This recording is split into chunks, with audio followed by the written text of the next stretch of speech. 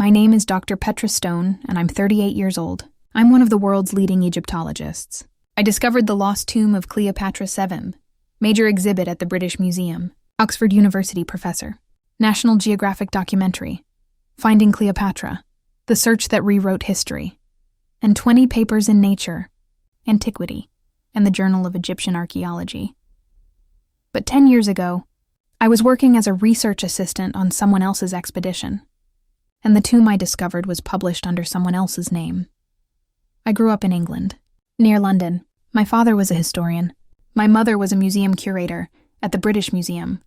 I grew up with history. First museum visit at 6. First Egyptian artifact at 8, a mummy case covered in hieroglyphics. I was mesmerized.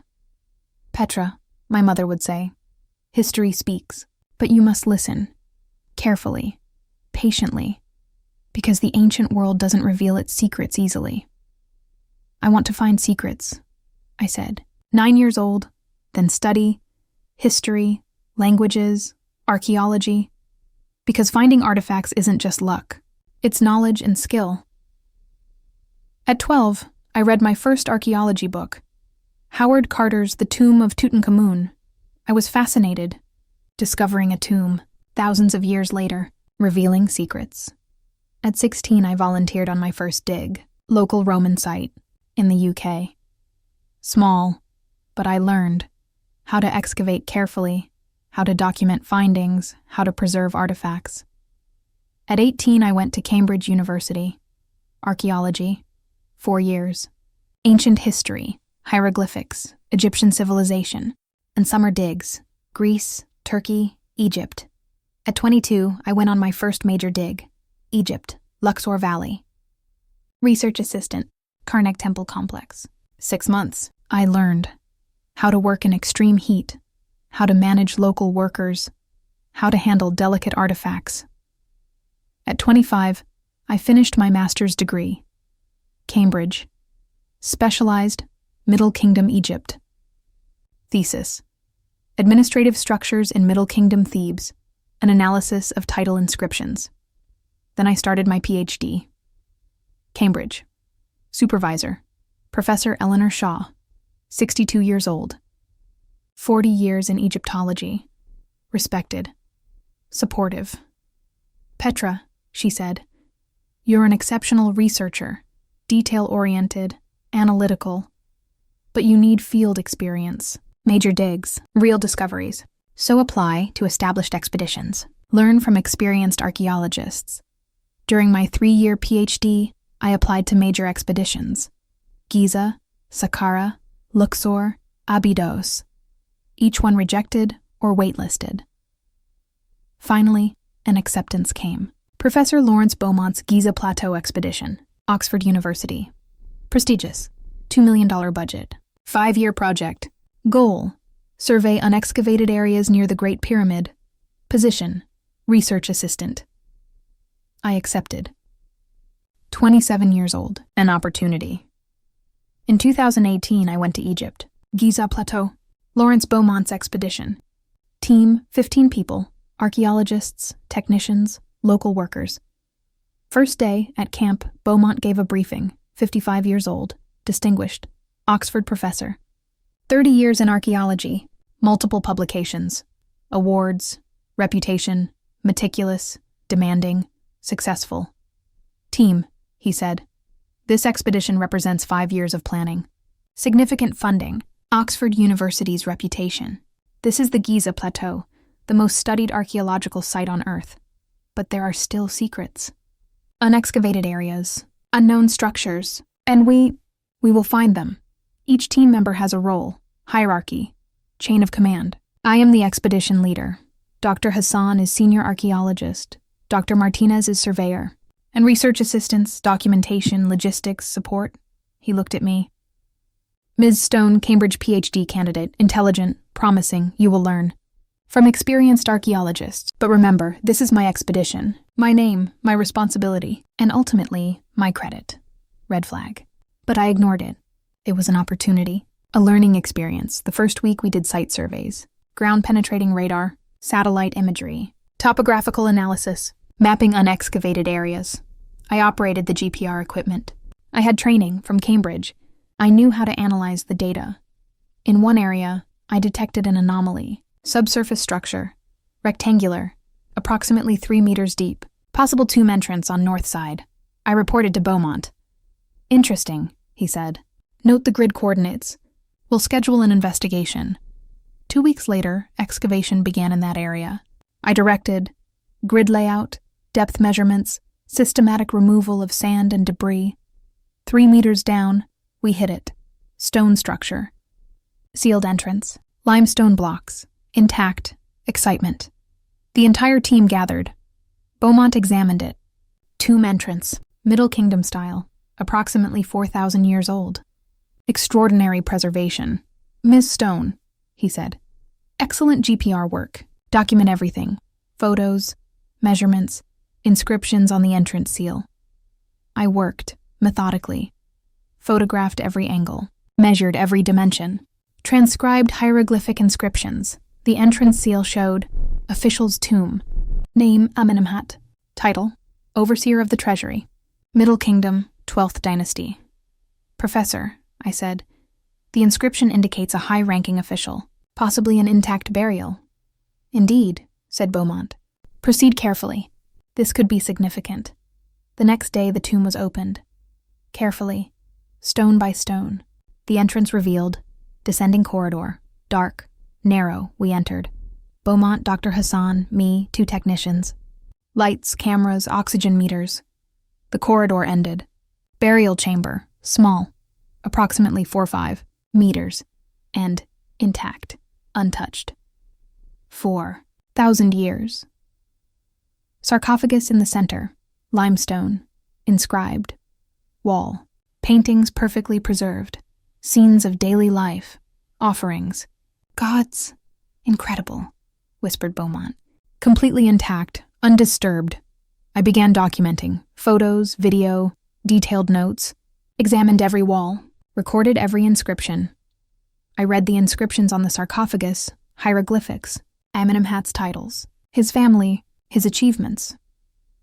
Professor, I said, the inscriptions suggest Amenemhat was treasury overseer under Pharaoh Senusret III, a significant administrative figure. This tomb represents important historical evidence of Middle Kingdom bureaucracy. Yes, yes, said Beaumont impatiently. Continue documentation. I want a comprehensive catalog. For the next 3 weeks, the tomb was completely documented. I led. Every artifact photographed, measured, catalogued. Every inscription transcribed, translated. Every wall painting analyzed. My field notes, 200+ pages. My photos, 2,000+. My GPS data, precise coordinates. My analysis. Comprehensive interpretation. Beaumont occasionally checked. Good work, Ms. Stone. Thorough.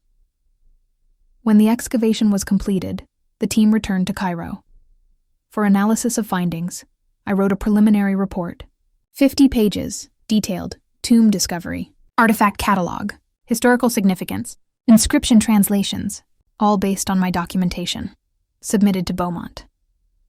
A week later, an announcement came. Press conference. Cairo. Media invited. I didn't attend. Research assistants aren't necessary, said Beaumont. This is a leadership responsibility. I watched on TV. In my hotel room, Professor Lawrence Beaumont. At the podium, cameras, reporters, Egyptian Ministry of Antiquities officials. Today I announce, he said, a significant archaeological discovery at the Giza Plateau. After extensive survey and excavation, I have discovered an intact Middle Kingdom tomb. Official Amenemhat, treasury overseer under Pharaoh Senusret III. The tomb represents a rare example of a completely preserved bureaucratic burial from 4,000 years ago. This discovery, he continued, resulted from meticulous planning, advanced surveying techniques, and years of archaeological experience. The Oxford University expedition, under my leadership, has contributed important evidence to our understanding of Middle Kingdom administrative structures. Photos displayed. My photos. Data shown. My GPS coordinates. Analysis presented. My translations.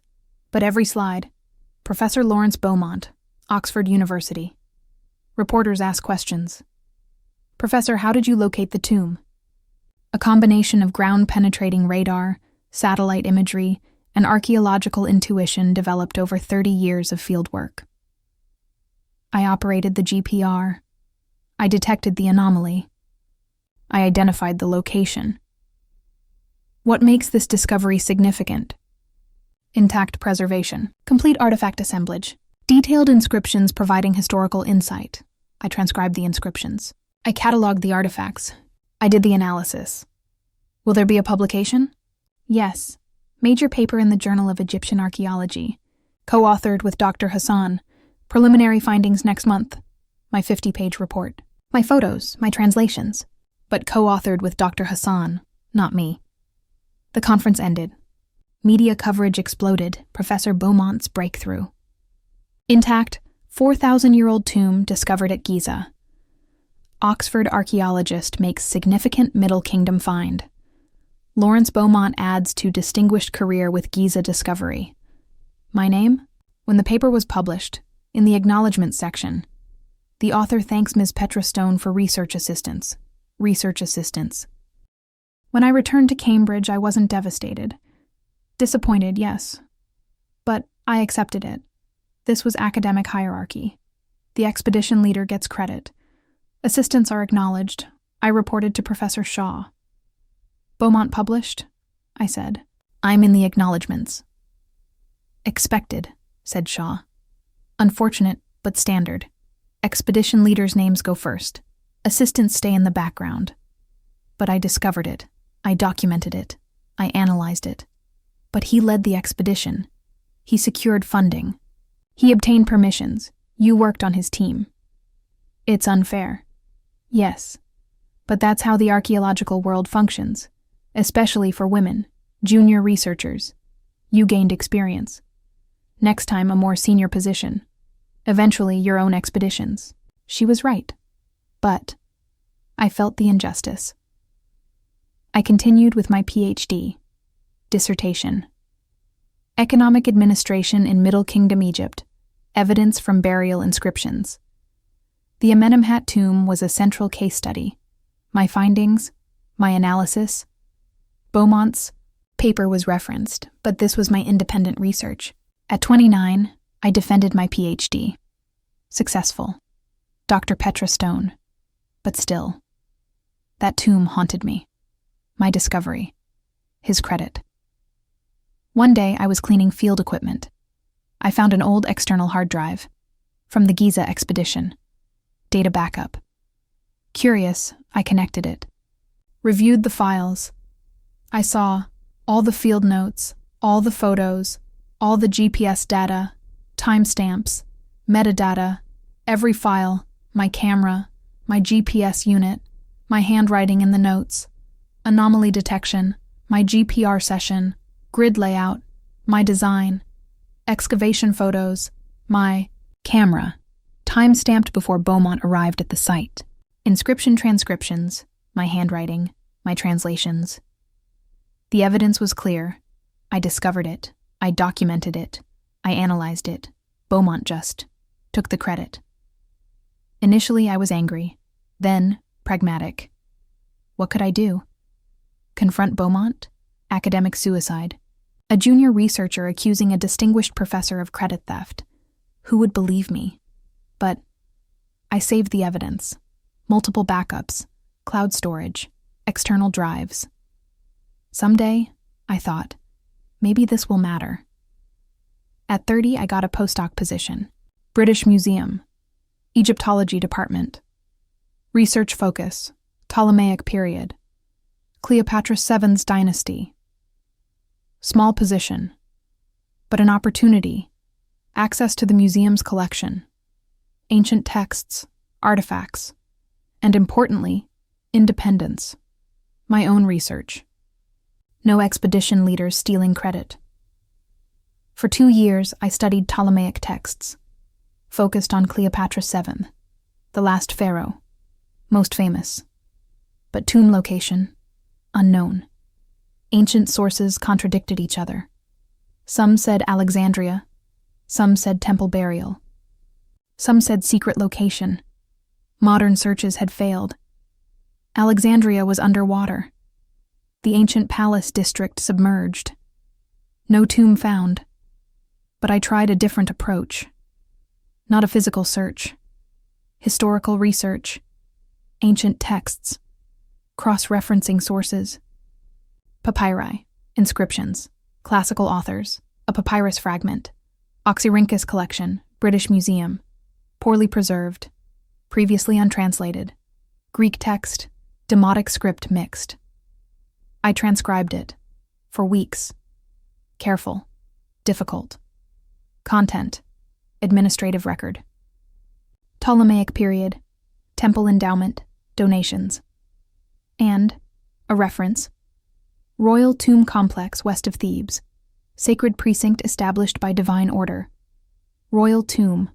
West of Thebes. Ptolemaic period. Cleopatra? Possible. I cross-referenced with other sources. Classical authors. Plutarch, Dio Cassius, Strabo. Plutarch mentioned, "I'd buried with Antony in a tomb befitting royalty." Dio Cassius noted, "Far from Alexandria, a secure location chosen." Strabo described, "Western Thebes area, Sacred Valley." A pattern was emerging. Cleopatra's tomb might not be in Alexandria, maybe in the Thebes region. Western Valley, radical theory, contradicted conventional wisdom. But the evidence suggested it was possible. I wrote a preliminary research paper, reconsidering Cleopatra VII's burial location, evidence from Ptolemaic administrative texts, submitted to the Journal of Egyptian Archaeology. Reviewers were skeptical. Speculative. Insufficient evidence. Contradicts established scholarship. Rejected, disappointed, but not defeated. More research was needed. At 32, I wrote a grant application. Survey of Western Thebes region. Search for late Ptolemaic royal tombs. Small grant. $50,000. Egypt Exploration Society. Application was strong. Detailed research. Historical evidence. Survey methodology. Potential significance. Then, interview. Grant committee. 5 members, including Lawrence Beaumont. "Dr. Stone," said Beaumont. "Interesting proposal, but highly speculative. Cleopatra's tomb is in Alexandria. Common knowledge. The Western Thebes theory contradicts decades of scholarship." "Sir," I said, "the evidence suggests an alternative possibility. Papyrus fragments, classical sources. Cross-references indicate papyrus fragments are poorly preserved. Translations are uncertain. Classical authors are unreliable. You're chasing myths. Sir, a systematic survey could..." "Dr. Stone, archaeology requires rigor, not romantic treasure hunts. Cleopatra's tomb is tantalizing, but it's probably lost forever, underwater in Alexandria. The Western Thebes theory is wishful thinking." Grant denied, frustrated, but persistent. More grant applications. Rejected. Rejected. Rejected. Too speculative. Insufficient preliminary evidence. High risk, low probability of success. Beaumont was on every committee, every review, every decision, blocking me. At 33, an unexpected opportunity came. A private donor, wealthy businessman, Egyptian heritage, passionate about ancient history. "Dr. Stone," he said, phone call, "I read your published research. Cleopatra tomb theory. Fascinating. Grant committees rejected it, but I'm interested. Sir, the theory is speculative but evidence-based. I understand. There's risk, but great discoveries require risk. I can fund it. $200,000, 3 years. Survey, excavation, analysis. Interested? Stunned. Sir, this is extraordinarily generous. But why? Because I believe in passionate researchers, and because committees are often wrong. Howard Carter was told, "The Valley of Kings is exhausted." He discovered Tutankhamun. You might be the next Carter. Terms? Simple. You lead the expedition, full autonomy. Publications in your name. I'm just acknowledged. Private donor. No credit theft. Fair? More than fair. Yes. Absolutely yes. Funding secured. At 33. My own expedition. My own research. My own credit. The next 6 months. Preparation. Permits. Egyptian Ministry of Antiquities. Survey equipment. Team hiring. Local workers. Logistics. Survey area. Western Thebes. Kurna region. Valleys west of Luxor. Away from known royal tombs. Unexcavated hills. Rocky terrain. Small team. 5 people. 2 archaeologists. 1 surveyor. 1 conservator. 1 photographer. Plus local workers. Everyone equal. No hierarchy. Collaborative. Fall 2022. I went to Egypt. Luxor. Camp established. Survey began. Ground-penetrating radar. Magnetometry. Satellite imagery. Systematic grid survey. Weeks passed. Data accumulated. Multiple anomalies detected. But most, natural formations. Bedrock. Nothing significant. Team morale dropped. Maybe Beaumont was right, said one archaeologist. Maybe it's too speculative. We continue, I said. Systematic, thorough. Science requires patience. 2 months later, I detected an anomaly. Unusual. Subsurface structure, rectangular chamber. Deep, approximately 8 meters. Entrance corridor aligned east-west. Near a small wadi, hidden by rock outcropping. GPR data was clear. Not natural. Constructed. Ancient. This is it, I said. Excavation starts tomorrow. Excavation required caution. Rocky terrain. Fragile structures possible. Slow, methodical. First week, surface debris removed. Ancient rubble. Collapsed material. Indicating structure below was disturbed, maybe by ancient tomb robbers. But maybe deeper chambers were intact. Second week, entrance corridor exposed. Cut into bedrock. Walls plastered. Decorated. Paintings visible. Faded but recognizable. Ptolemaic style. Greek influence. Egyptian themes. Ptolemaic, I confirmed. Late period. Possibly Cleopatra era. Team excited. But cautious. Many Ptolemaic tombs existed. Not necessarily royal. The corridor descended. 8 meters. Steep. At the end, sealed door. Limestone blocks. Intact, heart racing. A sealed door meant untouched. Maybe. Photograph everything, I said. Before touching anything, door examined. No inscriptions outside. No cartouches. No names. Unusual. Anonymous, said the surveyor. Intentionally hidden? Possible. Cleopatra's death was controversial. Octavian conquered Egypt. Maybe a secret burial. Hidden from the Romans. Carefully the door was opened. Stone by stone. It took days. Behind the door, chamber, large, approximately 8x 10 meters, and intact, walls covered in paintings. Ptolemaic scenes, Greek-Egyptian fusion, Cleopatra as Isis, Antony as Osiris, serpent symbols, the asp, Cleopatra's icon. In the center, 2 sarcophagi. Side by side, limestone, elaborately carved, inscriptions, Greek and hieroglyphics mixed. I read them. First sarcophagus, Cleopatra, Queen of Egypt, daughter of Isis. Philopator.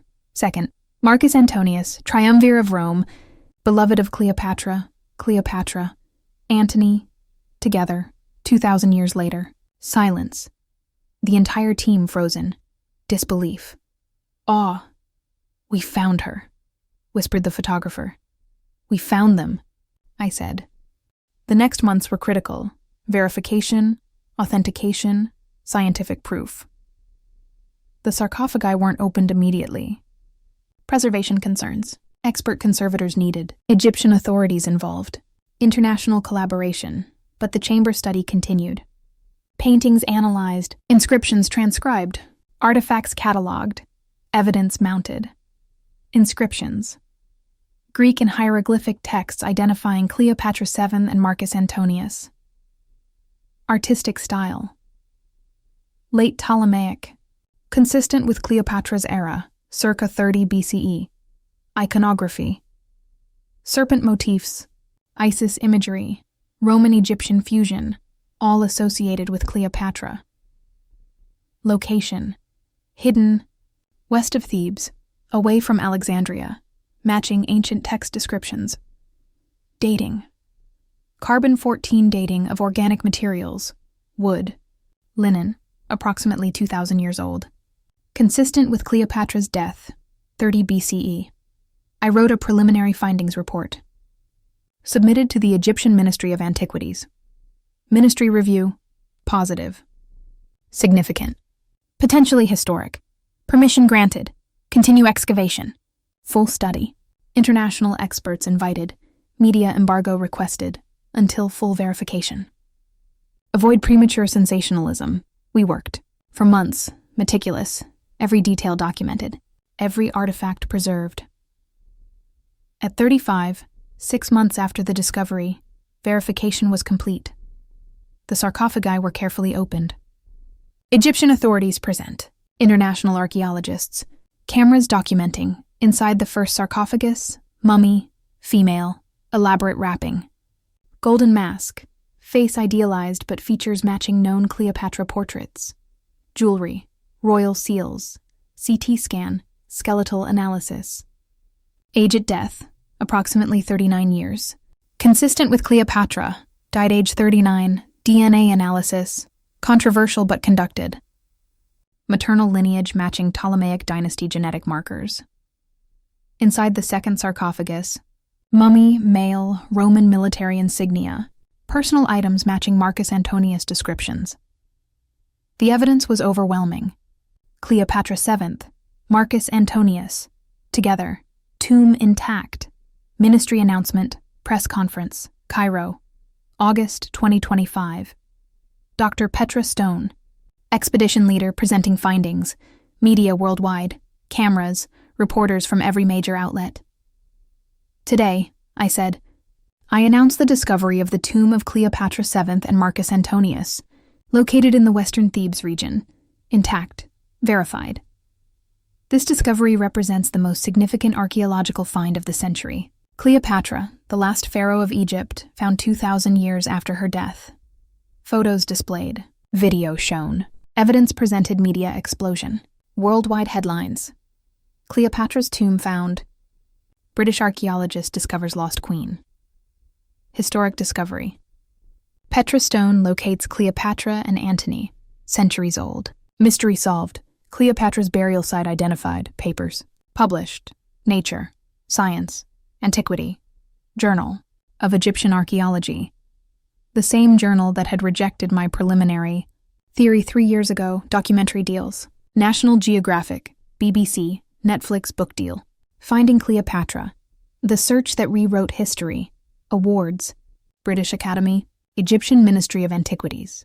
UNESCO recognition. Fame. Sudden. Overwhelming. Dr. Petra Stone, known worldwide, but most importantly, my discovery. My name, my credit, not stolen. 2 months after the discovery announcement, I received an unexpected email. Dr. Sarah Mitchell, former Beaumont research assistant, 2010-2012. Dr. Stone, congratulations on the Cleopatra discovery. Extraordinary. Read your story. The Amenemhat tomb. Beaumont took the credit. It sounds familiar because he did the same to me. I arranged a phone call. Sarah. In 2011 at Saqqara, I discovered a tomb. New Kingdom official. I detected the GPR anomaly. I excavated. I documented. Beaumont published his name. I was in the acknowledgements. Research assistants. Do you have evidence? Yes. Field notes, photos, GPS data. All my work. But the paper has his name. Other victims? I'm sure. Beaumont led expeditions for 30 years. How many assistants? How many discoveries? How many stolen credits? Forward it to me. The evidence. Everything. Sarah sent. Files, photos, field notes, GPS data, timestamps clear. Her work. His credit. I started searching. Online. Academic networks. Former Beaumont assistants. Found. Dr. James Park. 2007-2009 assistant. Amarna Excavation. He discovered a workshop site. Beaumont published. Park and Acknowledgements. Found. Dr. Maria Gonzalez. 2014-2016 assistant. Abydos Tomb. Discovery, documentation, analysis, Maria, publication, Beaumont. Found. 5 more. Same pattern. Junior researcher discovers. Beaumont takes credit. Decades. Systematic credit theft. I compiled evidence, testimonies, documentation, timeline. I wrote a report. Pattern of credit misappropriation. Evidence of systematic exploitation by Professor Lawrence Beaumont. Submitted to Oxford University. British Academy, Journal of Egyptian Archaeology Editorial Board. Investigation launched. Oxford University Ethics Committee investigation. Formal, serious. Former assistants testified. Sarah Mitchell, James Park, Maria Gonzalez, others, each. Same story. Discovery stolen. Credit taken. Careers impacted. Evidence presented. Field notes. Photos. GPS data. Timestamps. Metadata. Clear. Assistance work. Beaumont's publications I testified. Amenemhat Tomb. My GPR detection. My documentation. My analysis. His credit. Dr. Stone asked the committee. Why come forward now? 10 years later? Because 10 years ago I was a junior researcher. No one would have believed me. Now I'm an established archaeologist. Major discovery. I have credibility. And I realized I'm not the only victim. There's a pattern. Decades. Multiple victims. It has to stop. The committee investigation. Thorough. Months. Result. Report. Scathing. Professor Lawrence Beaumont systematically misappropriated credit from junior researchers over approximately a 20-year period. Multiple discoveries improperly attributed. Academic misconduct. Ethics violations. Exploitation of power imbalance. Recommendation. Termination. Revocation of academic titles. Retraction of publications with misattributed credit. Oxford accepted. Spring 2027. Lawrence Beaumont dismissed. Effective immediately. Academic titles revoked. Publications retracted, at least 12 papers. Discoveries reattributed to actual discoverers. Media coverage. Prominent archaeologist fired for credit theft. Oxford professor exploited assistants for decades. Beaumont academic fraud. Multiple victims come forward. Public disgrace. Career destroyed. Reputation ruined. 6 months later, an unexpected visitor. Oxford, in my new office. Yes. Oxford, Beaumont's former position. Associate Professor, Egyptology. It was offered to me. Symbolic, poetic justice, I accepted. At 37, same office. But transformed. Beaumont's photos removed. My Cleopatra excavation photos hung. My publications displayed. My awards visible. A knock on the door. I opened it. Lawrence Beaumont. 60 years old now. Older. Tired. Defeated. Dr. Stone, he said. Can we talk? Surprised, but come in. He sat, uncomfortable. The office once his. Now mine. I came to apologize. I was surprised. Apologize? Yes, for the Amenemhat Tomb. I stole your credit, and others. Sarah, James, Maria, others, for decades. It was wrong, inexcusable. Why? He paused. Pressure. The academic world is competitive. Publish or perish. Discoveries define careers. And at the beginning, I made my own discoveries. But then, it got harder. Younger archaeologists were better trained. Better technology. Better ideas. I felt left behind, threatened, so I took assistance work, the credit, as my own. I rationalized, I lead the expedition. I deserve the credit. But it was theft, exploitation, wrong. For years, decades. How many careers damaged? I don't know. Many. Unforgivable. Why apologize now? Because I'm ruined. Career destroyed. Reputation gone. And I realized I deserved it. You proved Cleopatra discovery. Without stealing. Without exploitation. You succeeded on merit. I succeeded through fraud. Your apology doesn't redeem you. I know. There's no redemption, but at least I can acknowledge it and warn others. How academic exploitation happens. How to prevent it. What will you do? I'm writing a book. The Credit Thief. A cautionary tale of academic fraud and exploitation. Honest. My mistakes, my rationalizations, my victims, to prevent others, exploiters and exploited. Proceeds, scholarship fund, young archaeologists, underrepresented groups, women, minorities, to support them without exploitation. It's a good start. But the damage is done. Sarah, James, Maria, others, careers impacted, recognition delayed, opportunities lost. I know, and I'll apologize individually, to each one. Letters, personal, if they'll accept them. Some may not. I understand, but I have to try. He left. A broken man, destroyed by his own actions. Did I feel sorry? Partly. But justice, exploitation must have consequences.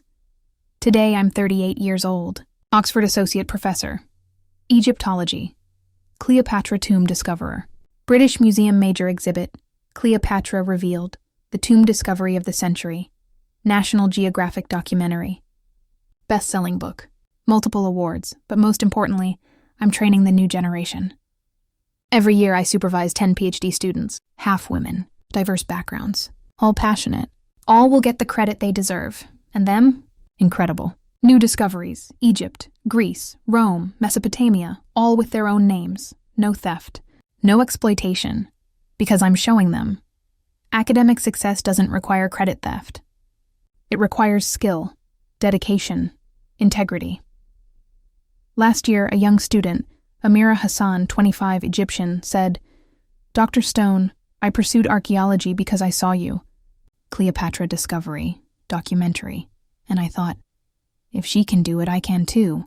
A woman on her own merit. No stolen credit. You can. You will, and you'll get the credit. Because you'll deserve it, she smiled. And left, confident, determined. That's my legacy. Not just the Cleopatra discovery. The new generation. Showing them. Success with integrity. At 38, I started a new project. Ptolemaic Royal Necropolis Mapping Project. The Cleopatra tomb was just the beginning. Other Ptolemaic royals? Where were they buried? Unknown. Systematic survey. Western Thebes region. Satellite imagery. GPR. Magnetometry. Collaboration. Egyptian ministry. International experts. Goal. Locate other Ptolemaic royal tombs. Complete archaeological record. Understanding the dynasty's end. Funding. National Geographic. British Academy. Private donors. 2 million. 5 years. Team 20 archaeologists. Multiple nationalities. Gender balanced. Collaborative. No exploitation hierarchy. Preliminary surveys successful. Multiple anomalies detected. Possible tombs. Excavations planned. I'm optimistic. There will be more discoveries. More history revealed. And every discovery, proper credit. Real discoverers recognized. A year later, Beaumont's book was published. The Credit Thief. A cautionary tale of academic fraud and exploitation. Honest, brutal self-examination. His actions, his rationalizations, his victims' stories. Critical reception, mixed. Brave admission, but too late. Self-serving versus genuinely remorseful, but impact academic conversations. Departments discussing how to prevent exploitation, how to protect junior researchers, how to ensure credit fairness policy changes. Oxford, Cambridge, other universities. Clearer guidelines. Co-authorship rules. Junior researcher protections. Book proceeds. Scholarship fund. 300,000 raised. 15 students supported annually. Sarah Mitchell, James Park, Maria Gonzalez. Each received personal apology letters. Financial compensation from Beaumont's remaining assets. Public acknowledgement, some accepted, some declined. Personal choices. Understandable. Beaumont now, retired, writing, occasional lectures about academic ethics, exploitation prevention, penance, redemption, questionable, but effort, acknowledgement, steps toward repair. This morning, a young student, Layla Ahmed, 23, came to my office, nervous. "Dr. Stone, I'm going on my first major dig, research assistant. Established professor's expedition, but I'm scared. Why scared? What if my credit gets stolen? What if I discover something but don't get recognition? Valid concern. Credit theft happens, but you can protect yourself. How? Document everything. Field notes, detailed, dated, signed. Photos, metadata preserved. GPS data, saved, backed up. Communications, written, archived. Evidence trail, undeniable. But the professor has seniority, authority. If they claim, evidence trumps authority. If you have solid documentation, the truth is provable. And now, the academic world is aware. The Beaumont case set a precedent. Universities are protective about junior researchers. Policies exist. You need to know your rights, protections, recourse options. And if it still happens, speak up immediately. Don't wait 10 years like I did. Document, report, find allies, other assistants, ethical faculty, professional organizations. Silence enables exploitation. Voice exposes it. But career risk? There's risk. But silence is a bigger risk. A career without recognition is meaningless. If you discover something, you deserve the credit. Fight for it, she thought. Then, thank you, Dr. Stone. Layla, you're capable. I know you are. Discover, document, claim, succeed on your own merit. She left, determined. I looked out the window. Oxford. Historic, beautiful, but flawed. Exploitation history. Power imbalance.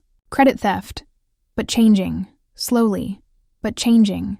Because victims spoke. Evidence was presented. Justice was demanded.